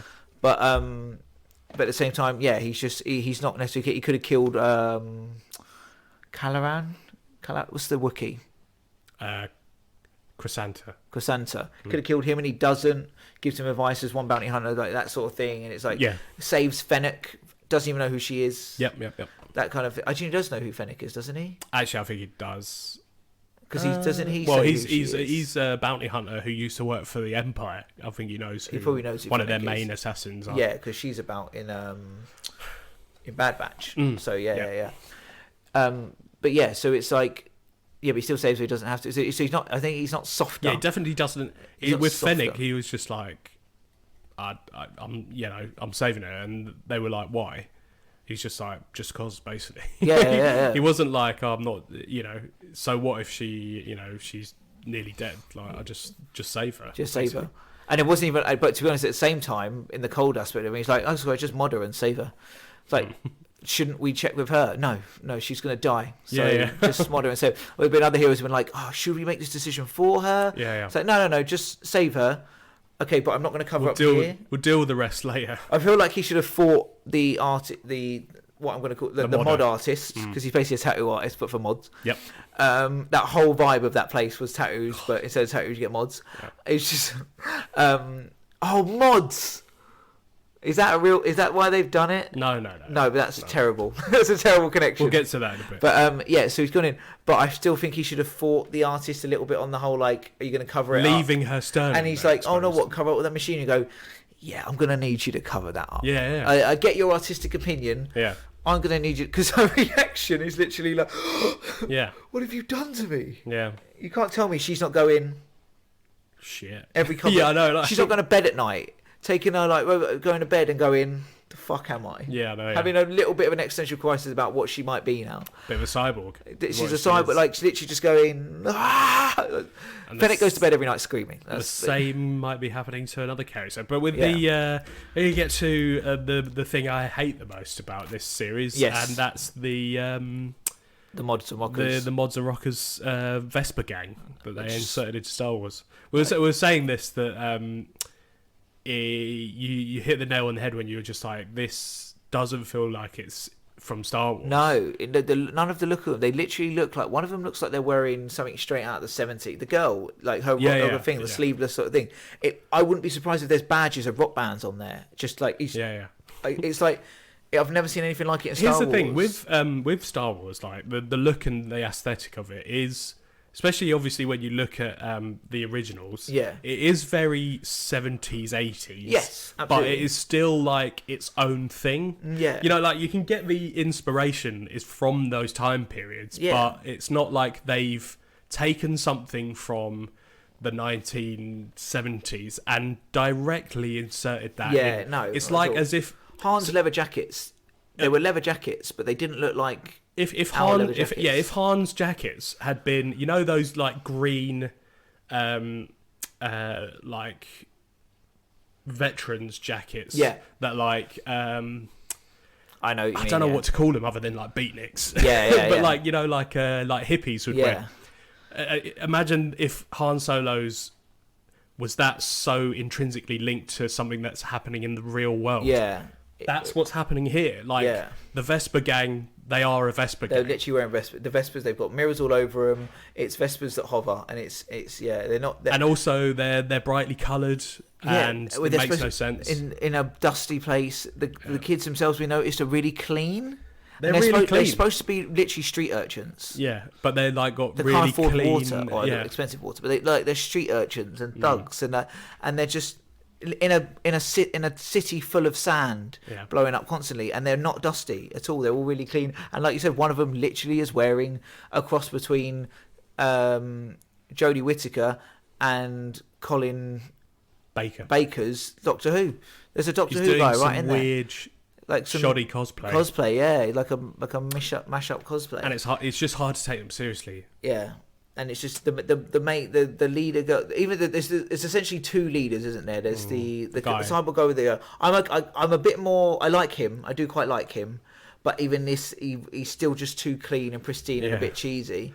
Yeah, the huge cyborg guy is like very cheesy. Yeah. Like it's huge on his face. I know. And I'm just like all the other mods. Are all so of much the more other subtle. technology in Star Wars, and you've got given this guy a huge fake eye, and it's just rubbish. I mean, and then we said the girl very much has the same presence as the one in Solo, and to say it's not because, and I strongly believe we've said this, it's not because it's a girl, like it's not at all. It's the actress. It's the she's not playing that presence. She has no presence. Exactly. I can think of plenty of other actresses of the same build, look, anything like that could have gone for the role, and they would. I've seen them play roles better. It's just something about her. It just wasn't much about her, and it's a strong gust of wind would blow that particular actor over. And the really well spoken English was just a bad choice. Do you know what it seems like to me with that particular character? It's like Linda Hamilton from the first Terminator, playing Sarah Connor, is trying to be the Sarah Connor from the second Terminator. That's a perfect analogy. Yeah, no, it is that exactly. And it's just cringy as shit. Yeah, because she's got like a really posh voice. Really posh. Yeah, she's supposed to be poor, on the streets scrapping for cash and water. Yet she's got this really expensive bike, and she speaks like the Queens. And literally clean. Yeah. Like she is they're all so clean. Yeah. Even for a rocker. They are so even for a rocker, she's really clean. They're a Disney focus group bunch of characters if I ever saw one. Yeah. They're just unnecessary. They should just didn't really bring anything to the story. If they weren't in that final fight, it wouldn't have been a big deal. No. It's one of those things that if they were done right, they'd just be your favourite little side bit. Sort of thing like that, but they were just because they weren't. They're just literally irrelevant. There's no purpose. But I'm sure kids like them, and they're going to sell toys in a franchise where you don't need to sell toys. They're just your Star Wars. People are already buying it. Yeah, no, you don't have to go the extra mile to sell that toy. It's bizarre. Bizarre. Why if people like the characters, they'll buy them. In which case they don't. They will buy the toys. Yeah. Because I've been in this situation, as a 9-year-old when episode 1 came out. Yeah.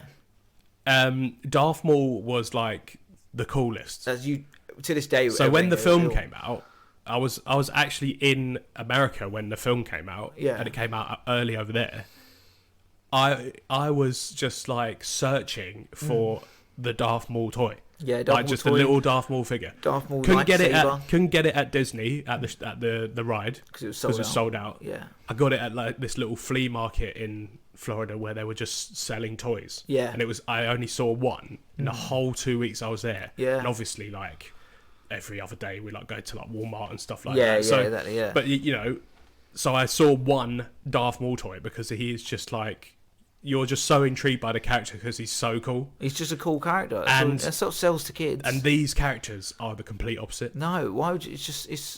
I don't know who they're trying to sell to. They're trying to sell the toys without making anything decent about it that kids would really be like, oh, that's cool, that's quite badass. It's bizarre because why have kids got an investment in mods and rockers? They don't.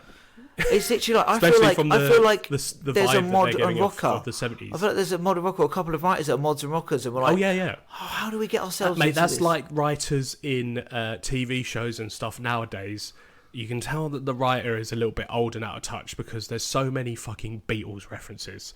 And I get it if you're a Beatles fan. Yeah. Like, Joe's a huge Beatles fan. Yeah.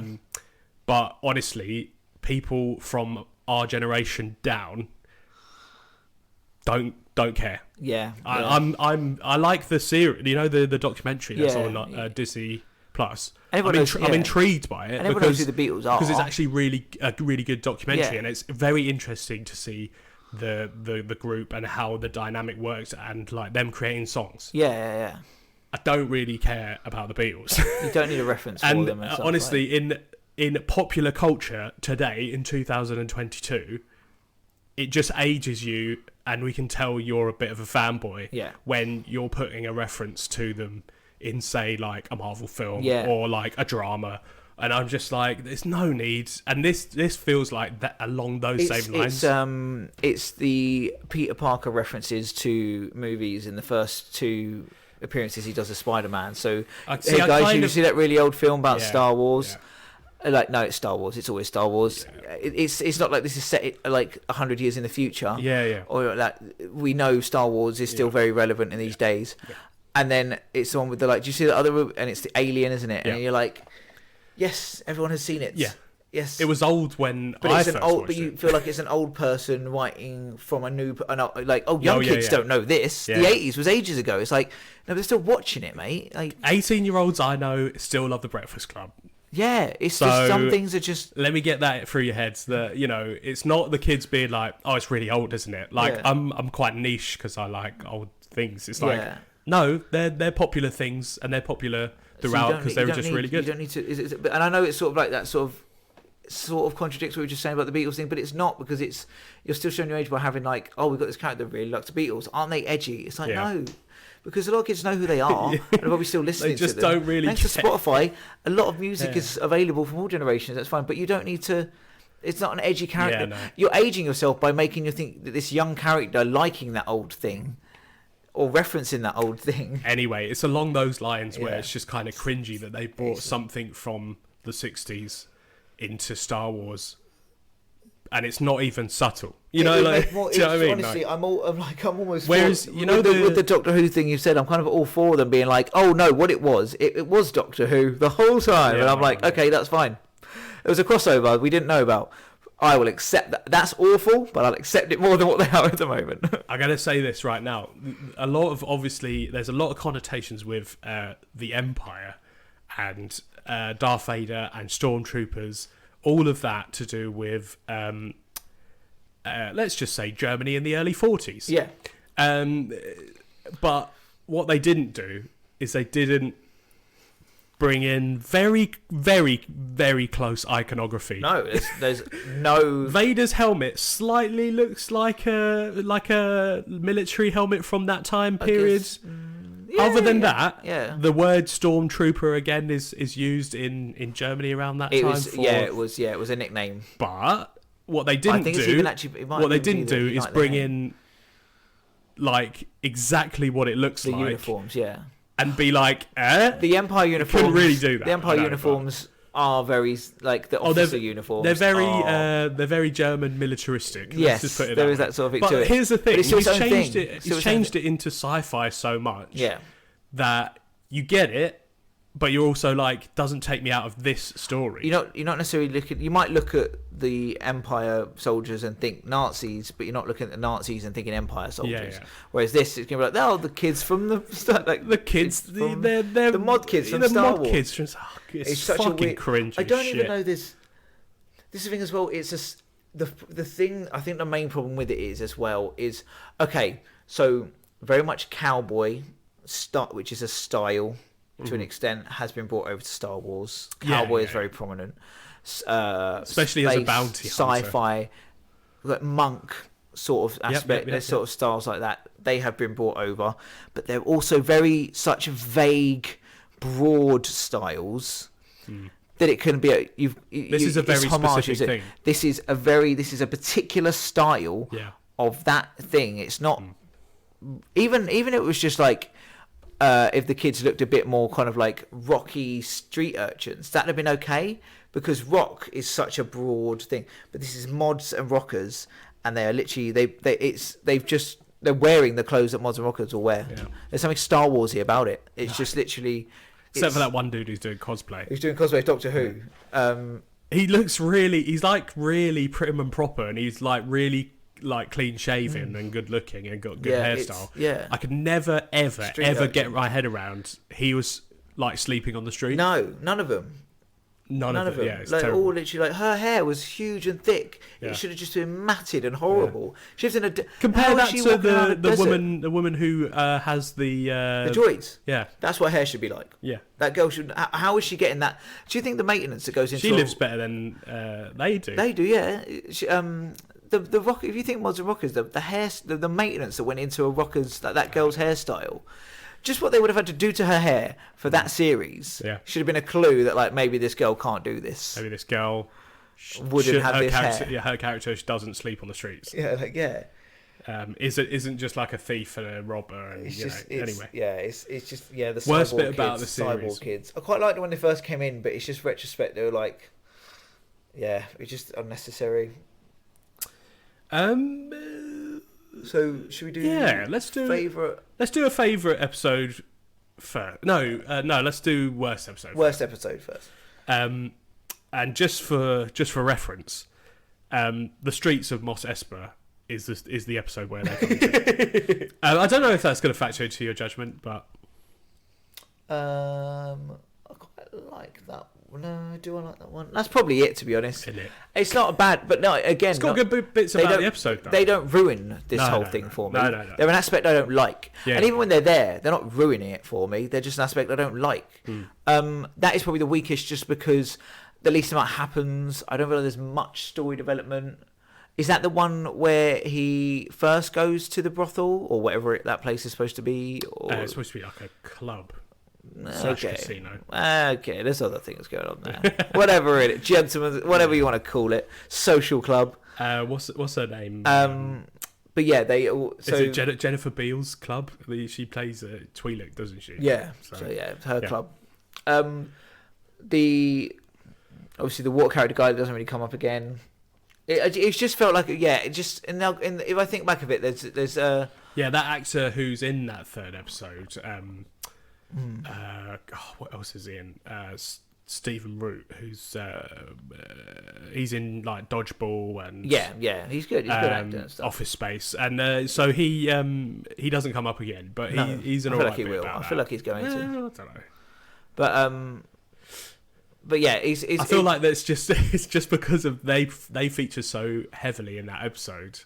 It's the episode where it's got Danny Trejo in it, and Boba Fett receives a rancor and all that. Yeah. So it's good, and even the fight scene they're in around the Bacta tank is good. I like when they're fighting and stuff. But also, honestly, the characters don't bug me too much. The girl bugs me a little bit just because it is literally Sarah Connor trying to be Sarah Connor.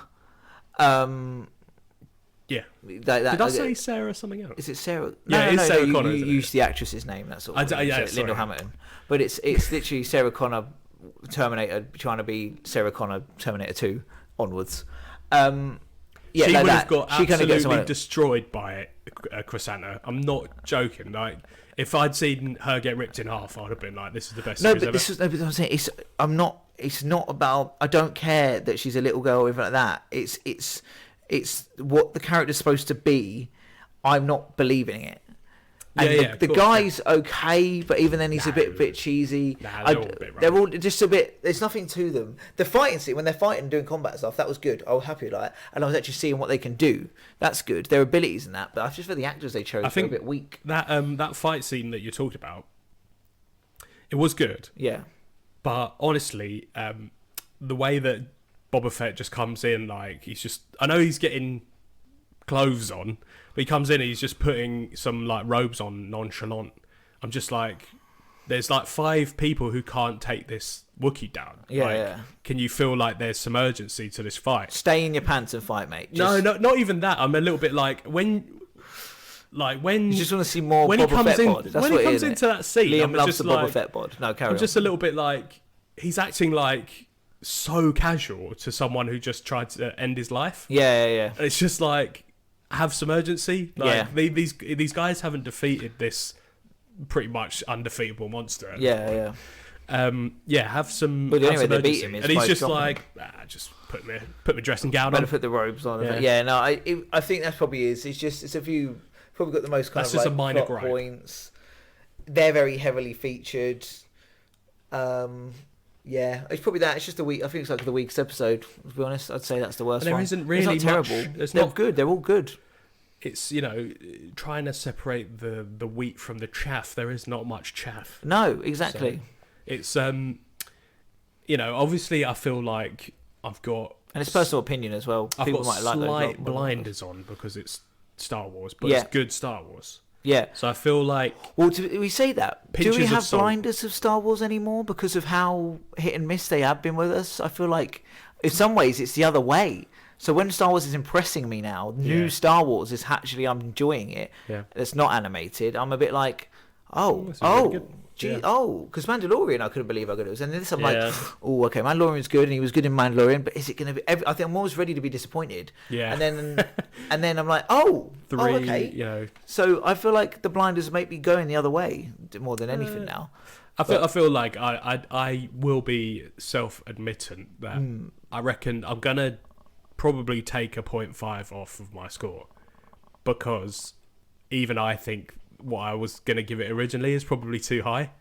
No, but that's what you would have given it. No, but it's because I'm just like I am who You don't have to they were check giving. yourself. Yeah, well, I do. I have a podcast talking about reviewing films and TV series. I know, so. but you have to be subjective to a point. But like, But even my score's not gonna be low. No, I know it's going to be low. Just saying, I was Not even gonna be. I would say taking the 0.5 off because you feel like you're being too generous because you love Star Wars.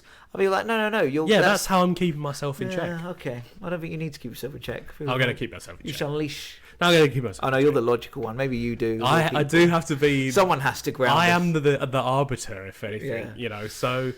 Just keep our feet on the ground. So, I mean, does that universally mean that both of us have given? That are worst. Yeah. I feel like that's the worst. Yeah. So and what would worst you is such a loose term Yeah. of this series. Yeah. The weakest of this series. Let's just say it's Least favourite. the weakest. Least favourite. Least favourite. Yeah. No, well, we're kind of doing what is best and what is worst, not like okay, favourite. Yeah, okay, that's fine. Okay. I feel like if we say favourite, it's probably doing too much. Okay. For a 7-episode series. That's true. Okay. So I'd probably say we're just going Be subjective. for best and worst. Yeah. Okay. But again, we will put the caveat that worst is not bad. Yeah. So Yeah. Absolutely. that's just kind of how it is with this series. You can have. It's like when me and Harry did Doctor Who Series 5, the first Matt Smith one.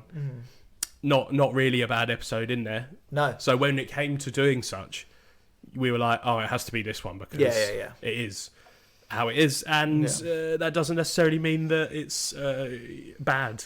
No, it's just. So that's just the same with this particular one. But yeah, I have to agree that the episode. I think it's episode 3, the mods one. Yeah, I think it is 3. Streets of Mos Espa, I think it's called.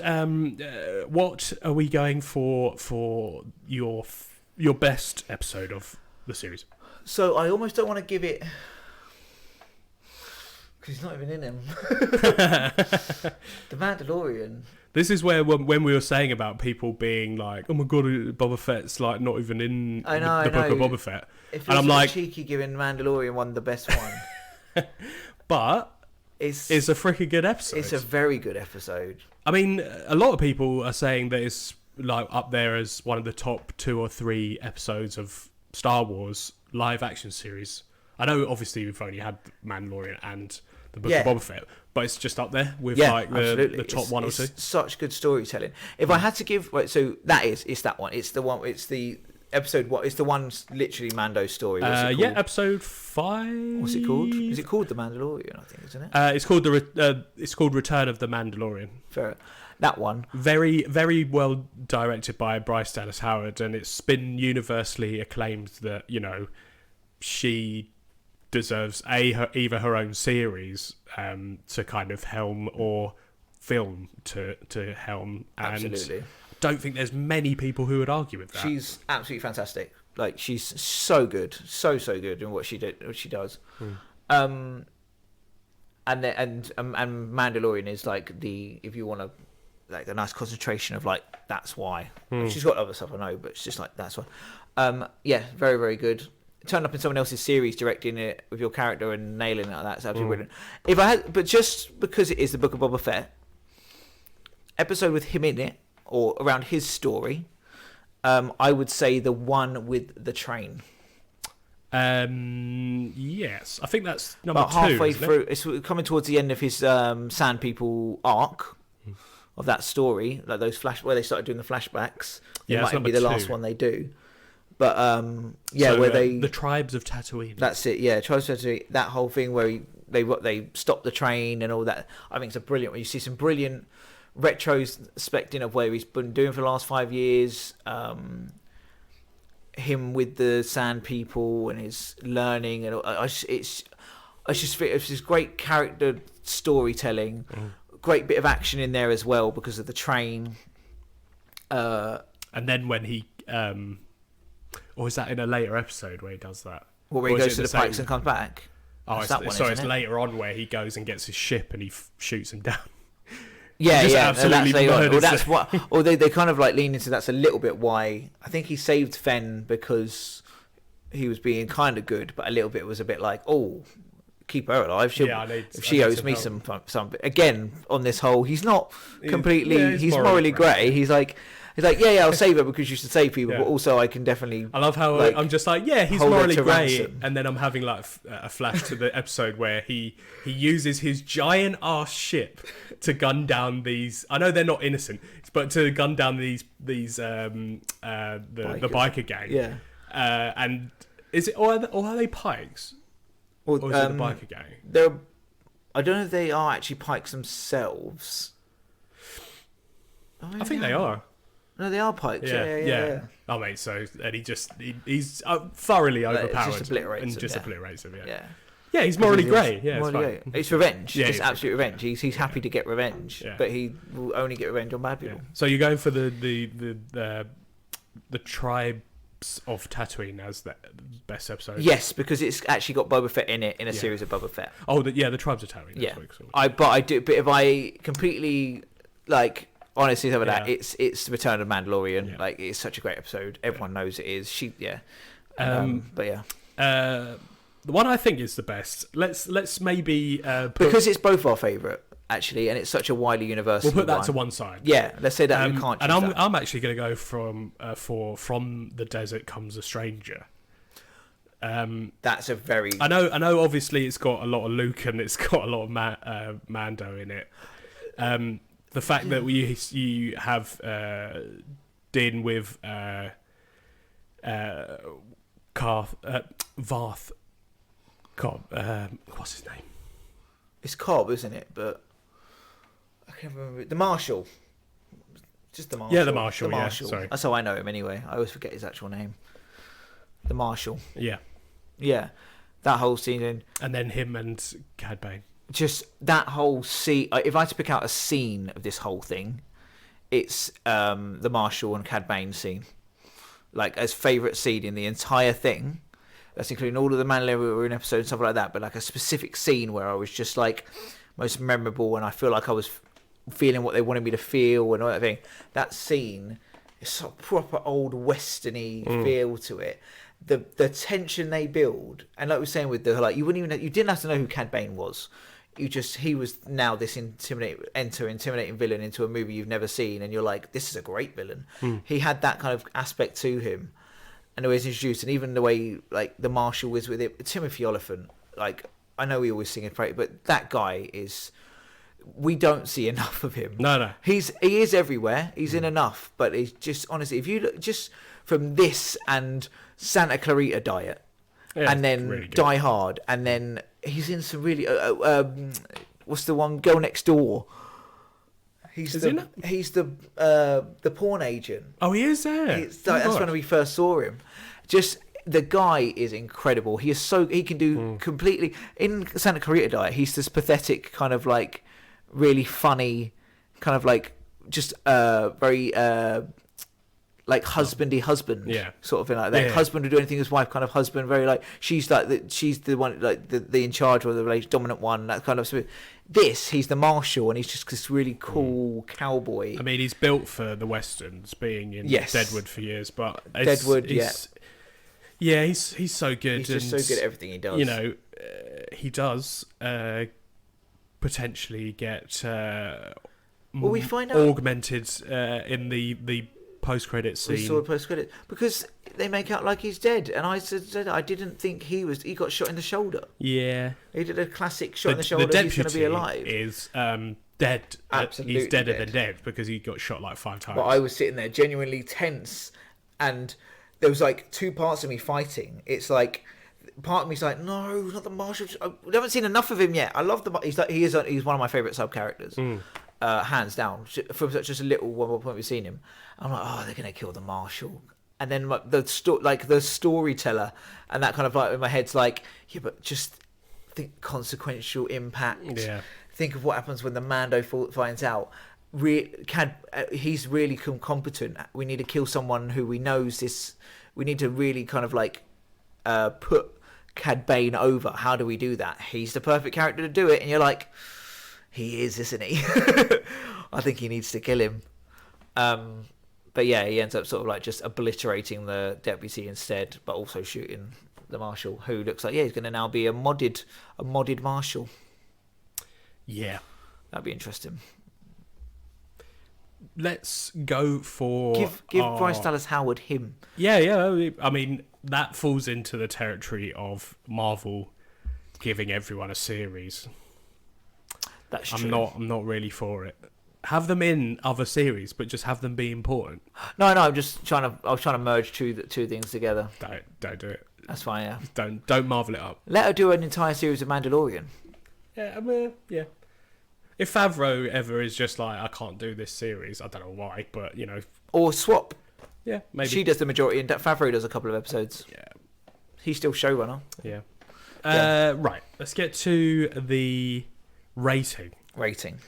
And out of what? Okay.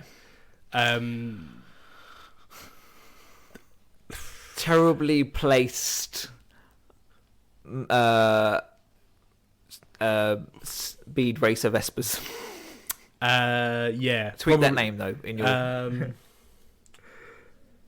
Oh, are we going to talk about the Rancor?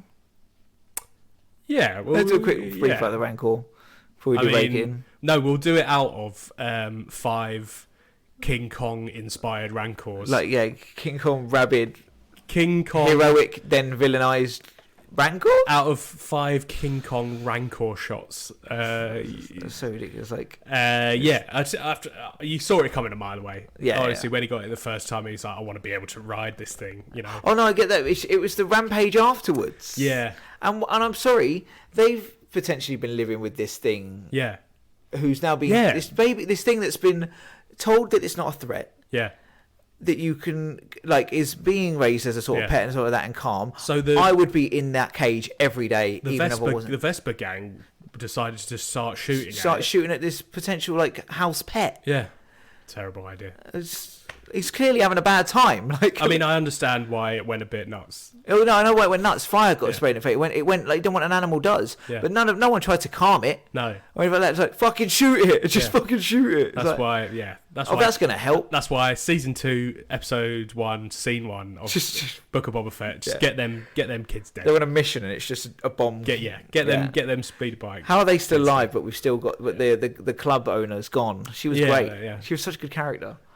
But you know, hope to see more Rancor season 2. Yeah, absolutely.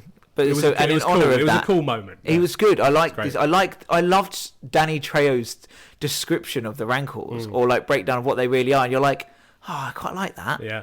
They're not horrible beasts. No. They're actually they quite were just nice. being used as horrible exactly. beasts. They were who were the real monsters? Jabba the Hutt. Jabba the Hutt. Yeah. Absolutely. The Hutts, man. Yep. So are we doing out of what is it? No, let's do it. Rampaging King Kong style Rancors. Yeah. Let's do it out. Yeah, let's do it out of 5 uncomfortably nude Boba Fett.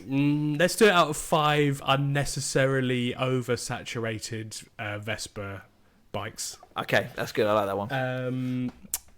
Yeah, I'll let you go first, obviously. So I'm going to give it overall. So it's kind of an easy comparison. It's like, right, what would I give Mandalorian? What would I give? Or even the Marvel ones. What would I give the Marvel ones? I feel like, although I do feel like I prefer the Mandalorian series, but I think that's more to do with the character. I'm going to give it a 4. That's it's probably a pretty 4, good a straight 4. Definitely more than 3 and 3.5. Really, really enjoyed it. Oh, do you know what? I'm going to give it because I think I'm going to give them both the same anyway. I can't think of a series that's done this kind of well. Not disappointed me. Done great fan service, but also great story. I'm going to give it 4.5 at least. Yeah, 4.5. Not quite 5. That's very high. I'm going to go 4.5. What really other reason? I'm talking myself out of a 5 to an extent, but wow. But only because I know what a 5 needs to be. I don't know. No, 4.5. No, I'm going to do 4.5 because honestly, apart from the mod gang, they're probably the ones losing it actually. I don't get, like, the storytelling is brilliant. The way they've done the storytelling I'm happy with it. The effects and the visualization of it, really happy with it. The way they brought in characters, introduced them, and happy to. I can't think of anything where I'm just like, oh, for fuck's sake. Even the mods and that, I'm not like, for fuck's sake. I'm just like, that was a bit stupid. That's a bit shit. Yeah. But anything's got that. But so I'm gonna four because of the mods. Well, I give it 3.5. Okay. Very sparkly, very brightly coloured Vespers out of 5. Ironically, the thing that brought my score down. because of that, and because I do think it is a bit of a slow burner. Like the first and second episode is it's telling you the story of Boba Fett. Yeah. But then it does take quite a while to get to the meat and drink of like what's the end game, what's the point of the series. Do you know what I mean? Like but I don't mind that now because it's rushed so often that I almost prefer they go the other way. But I get why. Yeah, I do get it. No, I get it. I understand where you come from. Personal preference. It's personal. Yeah, it's just. It also is quite hard to describe it, even more so than Mando. Exactly. About why someone should watch it. Yeah. For the first couple of episodes. Yeah. So even if you do like Star Wars and you're not maybe such an uber fan, and then you ask someone who is like, oh, should I watch the Book of Boba Fett? They're probably going to say yes. And then you ask, like, oh, what happens? Like, what's it about? It's like, it's about how Boba Fett survived the end of one of the movies. And right? What happened next? And then what else? For 3-4 episodes? That's it. Yeah. Until you get to, like, the end of 4. And then 5 is Mando 2.5. And then 6 is like a mix, and then 7's a finale. And it's like, we've just come off watching the finale, so I was going to give it a 4. But then I was like, I do have to remember the first 2 episodes, me being a little bit like, where the is this going? What's happened? That's just me thinking as someone who... I love Star Wars, exactly. But also for this podcast, I'm just like, got to be a little bit critical. The rest of us can let our minds go. Again, the effects were good. Sometimes a bit of the action was a bit choppy, mainly on the scene where the mayor's concierge or whatever is being chased by the kids on bikes. Yeah. It's a bit like they're supposed to be on speeder bikes. It looks like they're going about 5 miles an hour. It doesn't look like they're going fast at all. Which is just a limitation of like filming. Yeah. It's hard to make things look like they're going absolutely fast when they're really not. Yeah. Without really using CGI. That action scene, I was just a little bit like, that's just not for me. It was just to show them off. And again, they're the worst bits about it. So showing off the worst bits about it is showing off the worst bit about it. Yeah, and yeah, it was just a little bit difficult to kind of see the point other than us answering a question which is similar to where did Han Solo get those gold dice. It's very much like, yeah, you want to know the answer, but does it warrant a series? Does it warrant a movie? Yeah. You know, it's I'd say that what happened to Boba Fett after Thingy very much warrant the series more than how does Han Solo get those dice. It's in the same spectrum. Yeah, I get it. Yeah. But whereas with this, over time, it got more and more like, oh yeah, that's good. I see the point. Yeah. You know, and obviously it being a bridge between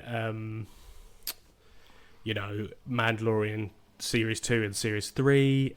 That's not its primary goal, but it did that as well. Yeah. So that's great. But again, that falls into the category I'm happy for with these streaming services and mobile. So they can all aid each other. Yeah. And they can be bridges. Let them be bridges when they need to be bridges. That's the point when I'm just like, when people were like, oh, it's not much Boba Fett in this episode. I'm just like, well,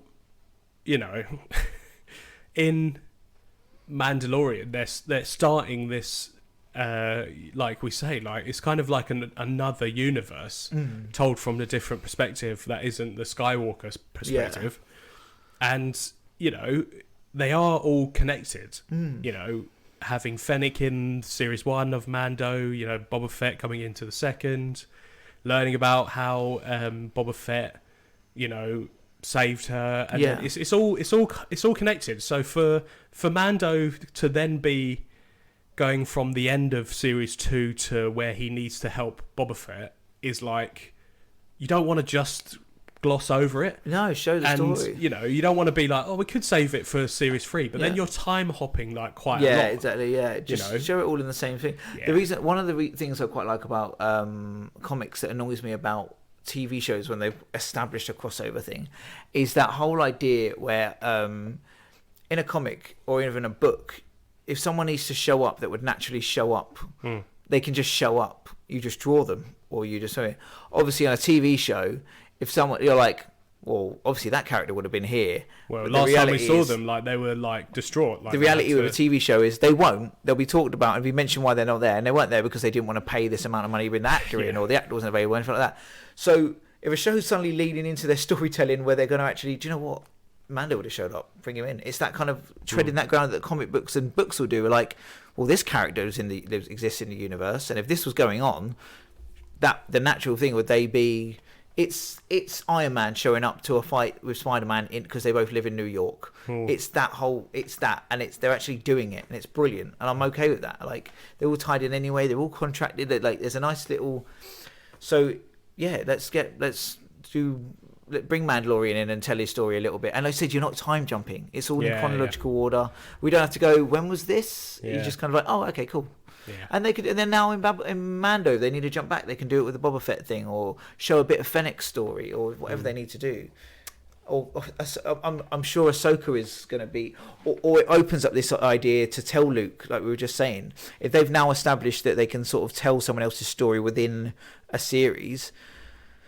Luke's story is best told secondhand. They could have an entire episode dedicated to Luke on something, and we just get a bit of that story. We've got an Ahsoka series coming, so exactly, I'm sure that Luke Skywalker saying, "Will I see you again?" It's just like, yeah, she's got her own series. So yeah, exactly, and we could get an entire Luke episode in that maybe. For all we know, I don't know. It might be. Yeah.